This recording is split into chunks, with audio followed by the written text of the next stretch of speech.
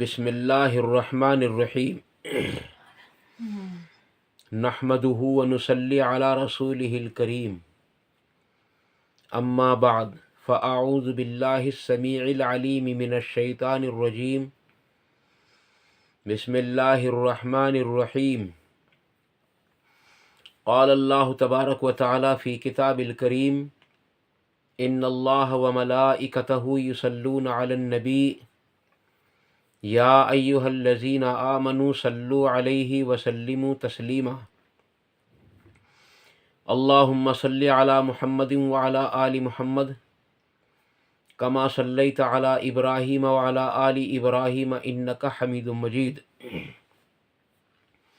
اللہم بارک علی محمد وعلی آل محمد کما بارکت علی ابراہیم وعلی آل ابراہیم انک حمید مجید رب اشرح لی صدری ویسر لی امری واحلل عقدۃ من لسانی یفقہوا قولی ربنا آتنا فی الدنیا حسنۃ وفی الآخرۃ حسنۃ وقنا عذاب النار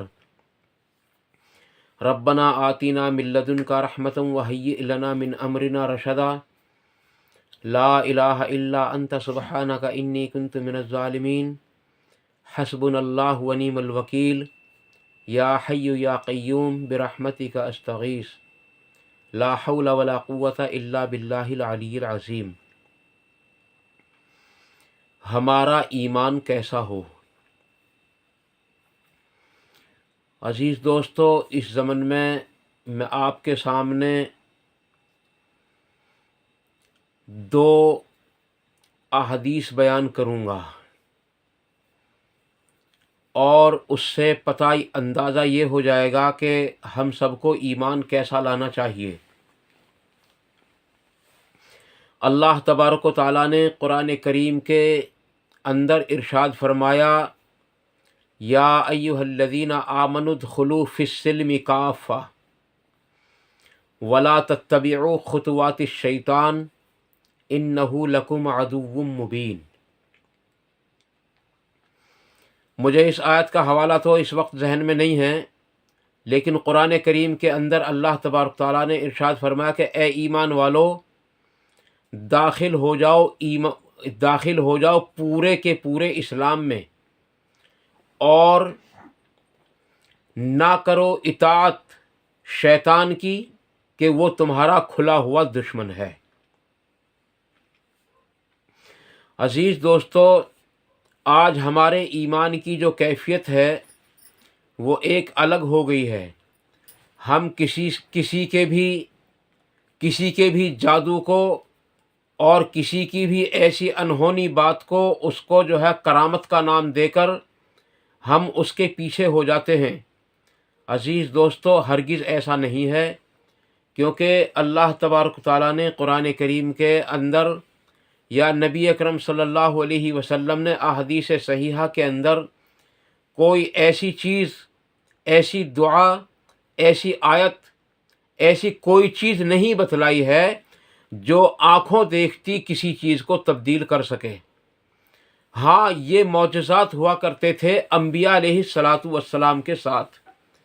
اولیاء کے پاس اگر کوئی کرامت ہوتی ہے تو اس کرامت کی حقیقت صرف اتنی ہے کہ وہ اللہ تعالیٰ سے دعا کریں اور اللہ تبارک و تعالیٰ اس کو جو ہے مکمل طریقے سے لوگوں کے سامنے کرامت کے طور پر اس کی دعا کو قبول کر کے اس کام کو پورا کر دے۔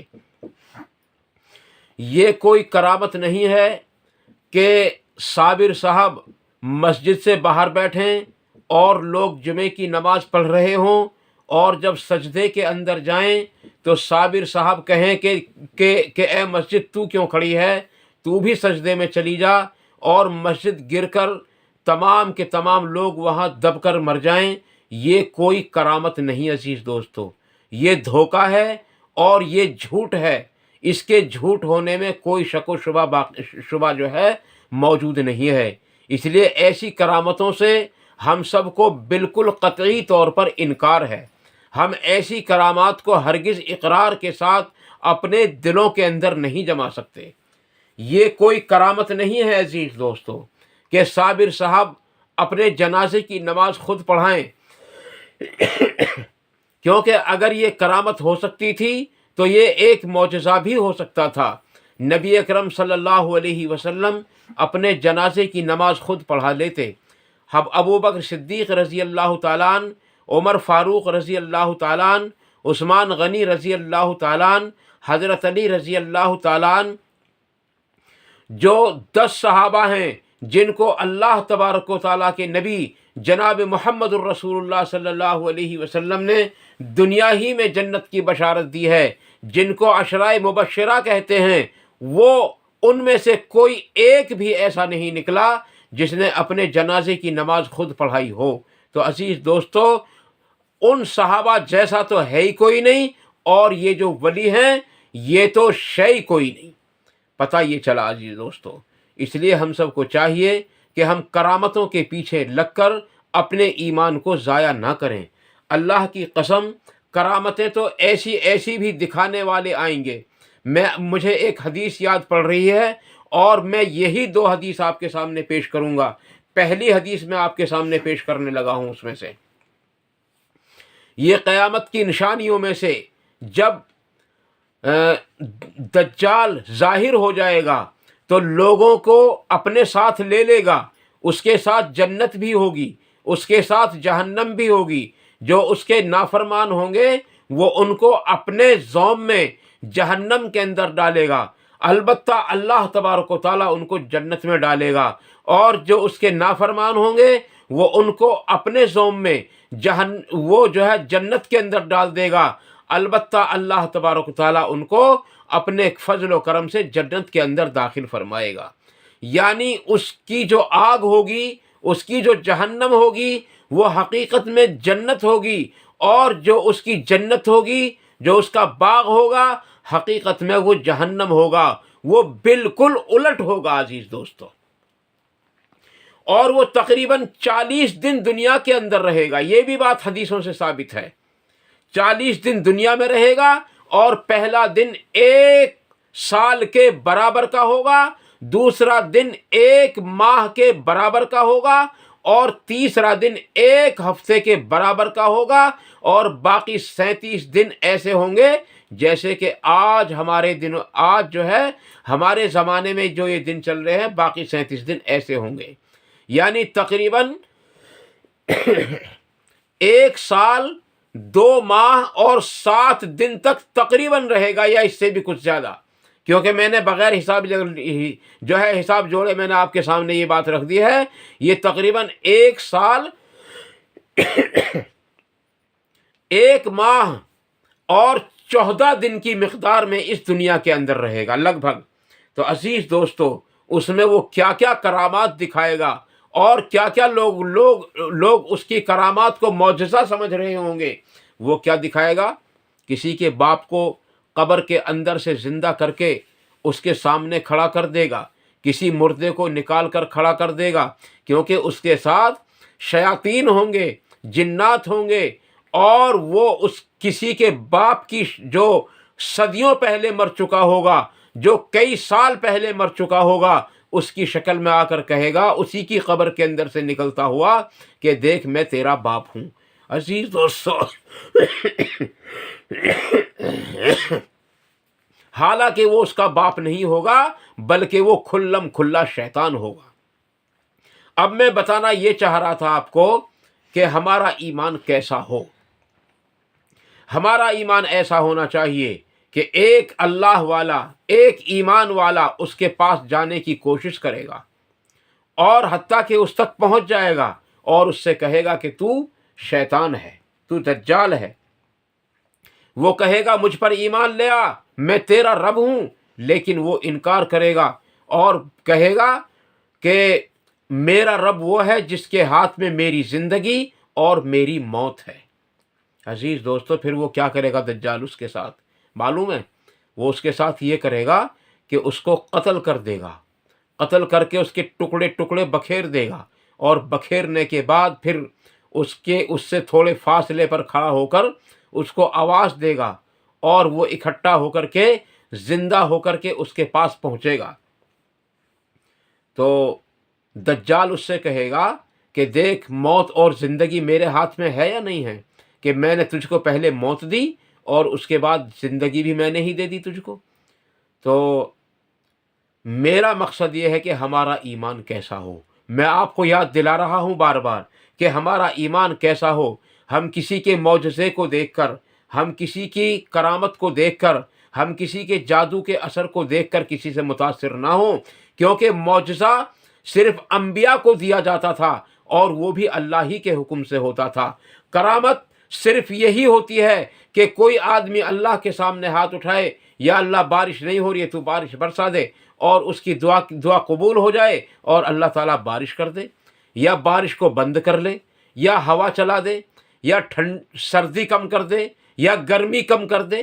اس کی دعا کی برکت سے وہ ایک جو ہے کرامت ہوتی ہے. اور کرامت آج جو ہم سمجھتے ہیں، وہ کرامت یہ سمجھتے ہیں کہ کسی لڑکے کو لڑکی بنا دو اور کسی لڑکی کو لڑکا بنا دو. عزیز دوستو، یہ کرامت نہیں ہے. اور کسی کو زندہ کرنا بھی یہ بھی کرامت نہیں ہے، کیونکہ یہ ایک معجزہ دیا گیا تھا، اور وہ معجزہ دیا گیا تھا حضرت عیسیٰ علیہ السلام کو. نہ ان سے پہلے کسی کو یہ معجزہ دیا گیا اور نہ آپ کے بعد کسی کو یہ معجزہ دیا گیا کہ کوئی کسی کو زندہ کر سکے. اور ان کے زندہ کرنے کی بھی حقیقت یہ ہوتی تھی کہ اگرچہ وہ مردے کو زندہ کر دیا کرتے تھے اللہ کے حکم سے، لیکن ایسا نہیں تھا کہ وہ مردہ گھر آ کر اپنے بیوی بچوں کے ساتھ رہنے لگے یا اپنے خاندان والوں کے ساتھ رہنے لگے اور وہ اپنے گھر آ جائے. ایسا نہیں تھا عزیز دوستو. وہ صرف ایک اللہ کی طرف سے ایک معجزہ تھا، کیونکہ اللہ کا یعنی کہ اللہ کا مقصد ہے انبیاء کو منوانا. انبیاء کو منوانا اللہ کا مقصد ہے، اس لیے ان سے معجزات ظاہر ہوتے تھے. کرامات آج بھی ہوتی ہیں. اگر میں دعا کر دوں، اللہ تعالیٰ میری دعا کو قبول کر لے اور وہ کام ہو جائے، تو یہ میری کرامت ہوگی. آپ اللہ سے دعا کریں اور آپ کی دعا کو اللہ تعالیٰ قبول فرما لے اور وہ کام پورا ہو جائے، تو وہ آپ کی کرامت ہوگی. کرامت کی حقیقت یہ ہوتی ہے. کرامت صرف اسی کو کہتے ہیں کہ دعا کری اور وہ دعا اللہ کے یہاں قبول ہو جائے. اصل میں با کرامت آدمی اس کو کہتے ہیں جس کی دعا اللہ تبارک و تعالیٰ جلد از جلد سن لیتا ہو. اور نبی اکرم صلی اللہ علیہ وسلم نے ارشاد فرمایا کہ ہر مومن کی دعا اللہ تعالیٰ ضرور قبول فرماتا ہے. اور اللہ تعالیٰ خود ارشاد فرماتا ہے، میں اپنے بندے کی دعا کو ضرور قبول کرتا ہوں. ہاں، میرا بندہ جلد باز بہت ہے. اصل میں بات یہ ہے کہ دعا قبول ہونے کے 3 درجے ہیں. پہلا درجہ، جو چیز ہم نے مانگی وہ ہم کو عطا ہو گئی، اللہ نے وہ ہم کو دے دی. دوسرا درجہ، ہم نے مانگا تو کچھ اور تھا، لیکن آسمان سے، زمین سے، دائیں سے، بائیں سے، آگے سے، پیچھے سے کوئی آفت آ رہی تھی، کوئی پریشانی آ رہی تھی، اللہ نے اس دعا کی برکت سے اس کو روک دیا. دعا کی قبولیت کا تیسرا درجہ جو سب سے اہم ہے، قیامت کے روز اللہ تعالیٰ کے سامنے کھڑے ہو کر کے یہ سوچے گا آدمی کہ کاش دنیا میں میری ایک بھی دعا قبول نہ ہوتی تو کتنا بڑا اجر مجھ کو مل رہا ہے ان دعاؤں کا. کہ اللہ تعالیٰ فرمائے گا کہ میرے بندے، تو نے جو مجھ سے فلاں چیز مانگی تھی، میں نے تجھ کو وہ چیز نہیں دی تھی، تو اس کے بدلے میں یہ مکان ہے. تو نے جو اولاد مانگی تھی، میں نے تجھ کو اولاد نہیں دی، یہ اس کے بدلے میں یہ حوران جنت ہیں. تو نے جو مجھ سے مال و دولت مانگا تھا، میں نے تجھ کو نہیں دیا تھا، اور جنت کے اندر یہ محل و مکان ہیں. تو نے جو دنیا کے اندر مجھ سے زمین مانگی تھی، پلاٹ یا گھر مانگا تھا، یہ جنت کے اندر سونے اور چاندی کا مکان ہے. عزیز دوستو، آدمی یہ سوچنے پر مجبور ہو جائے گا، کاش دنیا کے اندر میری ایک بھی دعا قبول نہ ہوتی. تو قبولیت دعا یہ ہے اصل کرامت. عزیز دوستو، تو میں یہ عرض کر رہا تھا آپ لوگوں سے کہ تیسرا درجہ وہ ہے جو قیامت کے روز اللہ تبارک و تعالیٰ جو ہے اپنے بندے کے سامنے جنت کی نعمتوں کو رکھے گا اور کہے گا یہ اس کا بدلہ ہے جو تو نے فلاں فلاں دعا مانگی تھی اور میں نے وہ دنیا میں تجھ کو نہیں دی تھی۔ تو عزیز دوستو، اس چیز کا نام کرامت ہے۔ ہم کسی کی کرامتوں کو دیکھ کر جو ہے متاثر ہو کر اپنے ایمان کا سودا نہ کر بیٹھیں۔ عزیز دوستو، وہ صاحب ایمان دجال سے یوں کہے گا، جب ایک بار قتل ہو کر زندہ ہو جائے گا اس کے بعد پھر دجال کہے گا اب تو ایمان لے، اب تو تجھے یقین ہو جانا چاہیے نا کہ میں تیرا رب ہوں۔ تو وہ کہے گا اب تو مجھے اور بھی زیادہ مضبوط یقین ہو گیا کہ تو یقیناً شیطان ہے، تو یقیناً شیطان ہے۔ عزیز دوستو، پھر وہ اس صاحب ایمان کو دوبارہ قتل کرنے کی کوشش کرے گا، لیکن اس پر وہ قدرت حاصل نہ کر سکے گا۔ ہمارا ایمان اصل میں ایسا ہونا چاہیے، اور ہم ذرا ذرا سی باتوں پر اپنے ایمان کا جو سودا کر لیتے ہیں۔ آؤ میں تمہیں ایک صحابی سے اور ملاقات کراتا ہوں، ان کا نام ہے حضرت حنظلہ رضی اللہ عنہ۔ نبی اکرم صلی اللہ علیہ وسلم کے بہت ہی قریبی صحابیوں میں سے ہیں۔ صحابہ کرام میں بڑا درجہ ہے ان کا۔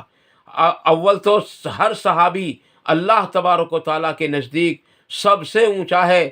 اللہ تبارک و تعالیٰ کے نبی جناب محمد الرسول اللہ صلی اللہ علیہ وسلم کی احادیث سے ہم سب کو پتہ یہ چلتا ہے کہ جیسے رسول یعنی کہ یوں سمجھو کہ کتنا ہی بڑا ولی ہو جائے، کتنا ہی بڑا ولی ہو جائے، ایک جو ہے تبع تابعی کے درجے کو نہیں پہنچ سکتا، اور تبع تابعی کتنا ہی بڑے درجے کا ہو جائے لیکن کسی ایک تابعی کے درجے کو نہیں پہنچ سکتا، اور تابعی کتنے ہی بڑے درجے کا ہو جائے لیکن وہ کسی صحابی کے درجے کو نہیں پہنچ سکتا، اور صحابی کتنا ہی بڑا کیوں نہ ہو جائے وہ کسی ایک نبی کے درجے کو نہیں پہنچ سکتا، اور نبی کتنا ہی بڑا ہو جائے لیکن وہ کسی ایک رسول کے درجے کو نہیں پہنچ سکتا، اور رسول کتنا ہی بڑا ہو جائے لیکن وہ ہمارے رسول جناب محمد الرسول اللہ صلی اللہ علیہ وسلم کے درجے کو نہیں پہنچ سکتا۔ تو صحابی کا جو درجہ ہے، رسول سے نیچے، نبی سے نیچے، ان دو کے نیچے ہے صحابی کا درجہ۔ عزیز دوستو، ان دو کے نیچے ہے صحابی کا درجہ، رسول کے اور نبی کے نیچے ہے صحابی کا درجہ۔ تو یہ ہیں حضرت حنظلہ رضی اللہ عنہ، صحابی نبی اکرم صلی اللہ علیہ وسلم کے، یعنی موسیٰ علیہ السلام کے نہیں، عیسیٰ علیہ السلام کے نہیں، ابراہیم کے نہیں، بلکہ محمد الرسول اللہ صلی اللہ علیہ وسلم کے صحابی ہیں۔ آپ کی خدمت میں بیٹھے ہوئے ہیں، جنت کا ذکر ہوتا ہے، جہنم کا ذکر ہوتا ہے، روتے ہیں، اللہ کا شکر ادا کرتے ہیں۔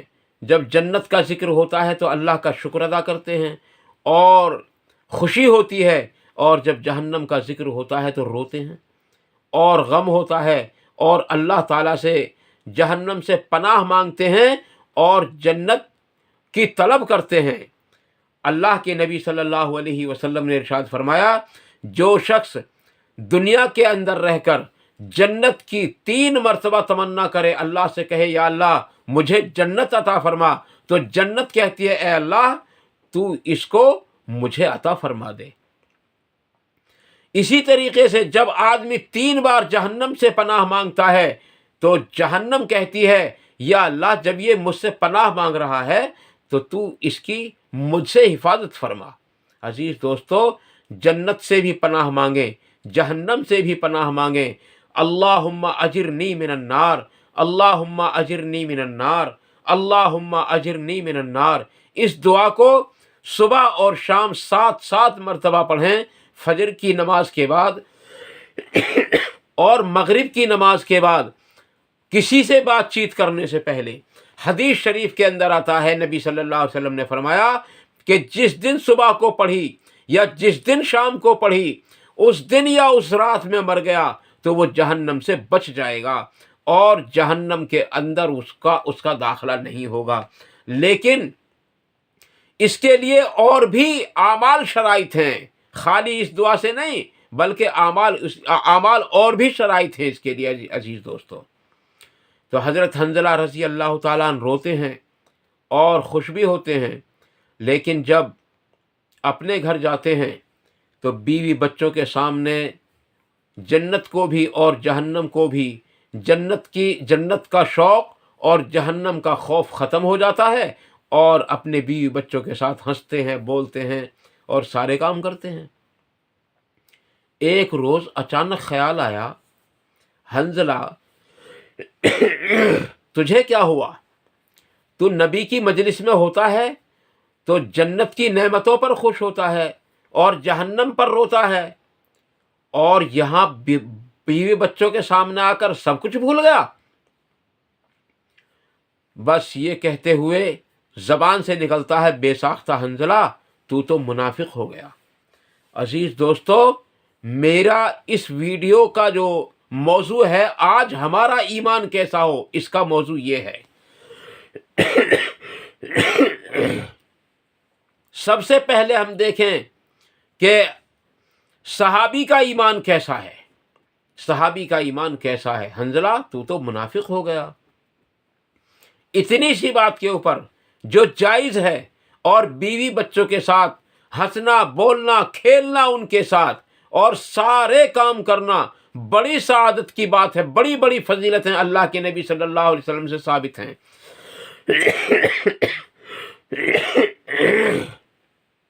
عزیز دوستو، بڑی بڑی فضیلتیں ثابت ہیں، اس کے باوجود بھی حنظلہ تو منافق ہو گیا، یہ کہتے ہوئے باہر نکلے۔ افسوس، حنظلہ تو منافق ہو گیا۔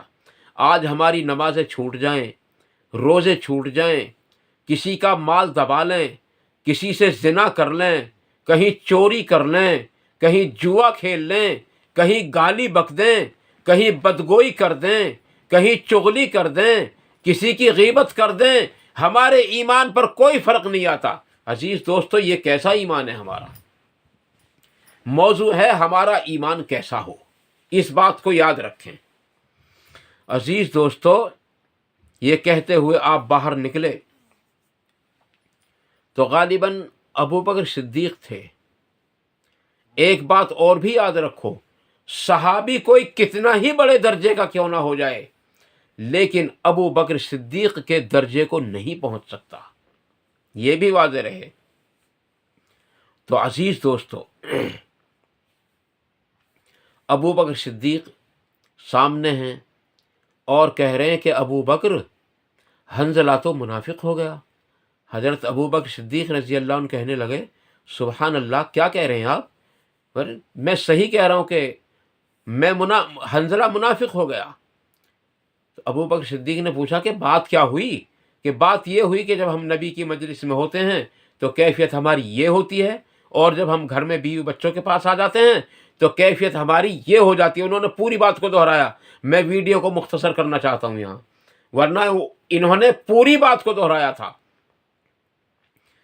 اوفو، ابو بکر صدیق رضی اللہ تعالیٰ عنہ جیسے جلیل القدر صحابی کو بھی اپنے ایمان کی فکر ہوئی کہ حنظلہ، یہ تو ہوتا ہے میرے ساتھ بھی، یہ تو ہوتا ہے میرے ساتھ بھی، چلو چل کر نبی صلی اللہ علیہ وسلم کی خدمت میں عرض کرتے ہیں۔ چنانچہ آگے حضرت حنظلہ ہیں، پیچھے ابو بکر صدیق ہیں، اور دونوں جا کر کے سب سے پہلے حنظلہ حضور اکرم صلی اللہ علیہ وسلم کو ملے، ساری کیفیت بتائی، یا رسول اللہ، حنظلہ تو منافق ہو گیا۔ آپ کے بھی بالکل وہی الفاظ تھے، سبحان اللہ، کیا کہہ رہے ہیں آپ؟ عرض کرنے لگے، یا رسول اللہ، جب ہم آپ کی مجلس میں ہوتے ہیں تو ہم روتے ہیں، اور جب اپنے گھر جاتے ہیں تو ہم بیوی بچوں کے ساتھ بالکل سب کچھ بھول کر کے ہنسنا بولنا شروع کر دیتے ہیں، گویا جہنم کا کوئی خوف ہی نہیں ہے ہمارے دلوں کے اندر، یا جنت کا کوئی شوق ہی نہیں ہے ہمارے دلوں کے اندر۔ تو اللہ کے نبی صلی اللہ علیہ وسلم نے ارشاد فرمایا، حنظلہ، اگر تمہارے ساتھ یہ کیفیت نہ ہو، اگر تمہارے ساتھ یہ معاملہ نہ ہو، تو فرشتے تم سے راستوں میں اور تمہارے بستروں پر جا کر کے تم سے مصافحہ کرنا شروع کر دیں گے۔ تو عزیز دوستو، ان لوگوں کو اپنے ایمان کی کتنی فکر تھی، اور آج ہم اپنے ایمان کی کتنی فکر کرتے ہیں، ہمیں غور کرنا چاہیے اور اس پر سوچنا چاہیے۔ انشاءاللہ تعالی میں آپ کے سامنے کل کی ویڈیو میں ایک ایسے صحابی کا واقعہ ذکر کروں گا جن کو فرشتے سلام کرتے تھے اور اس سلام کا وہ جواب بھی دیتے تھے، اور فرشتوں کا سلام وہ خود بھی اپنے کانوں سے سنتے تھے۔ انشاءاللہ تعالیٰ ان کا نام بھی بتاؤں گا اور ان کا مختصر واقعہ بھی بتلاؤں گا۔ اللہ تعالیٰ ہم سب کو عمل کرنے کی توفیق عطا فرمائے، اور اگر کوئی جذبات میں غلط بات نکل گئی ہو تو اللہ تعالیٰ ہم سب سے ان سب باتوں کو معاف فرمائے، اور حق بات جو نکلی ہوں، جو قرآن اور حدیث کے بالکل موافق ہوں، اللہ تعالیٰ ان سب کو ہمارے دلوں کے اندر راسخ فرمائے، ان پر عمل کرنا آسان فرمائے، ان پر عمل کرنے کی توفیق بھی عطا فرمائے، اور ان پر عمل کرنے کے موقع بھی عطا فرمائے۔ وآخر دعوانا ان الحمدللہ وآخر دعوانا ان الحمدللہ رب العالمین۔ سبحان ربک رب العزت عما یصفون وسلام علی المرسلین والحمد للہ رب العالمین۔ والسلام علیکم ورحمۃ اللہ تبارک و تعالی وبرکاتہ۔